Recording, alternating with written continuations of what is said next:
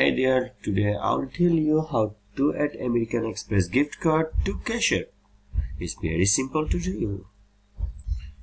The first step is link your gift card to your PayPal account. Sign up for a PayPal account if you don't have one already.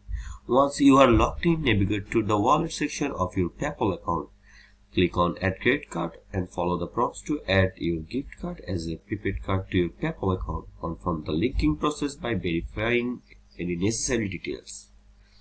Step 2. Transfer cash from your PayPal to your Cash App. Open the Cash App on your mobile device and log in.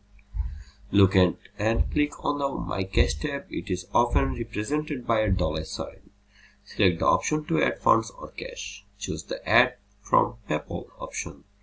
Enter the amount you want to transfer from your PayPal account to your Cash App. Confirm the transfer and wait for the transaction to complete. And that's it.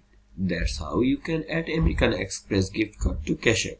If you found this video helpful, then don't forget to give a like.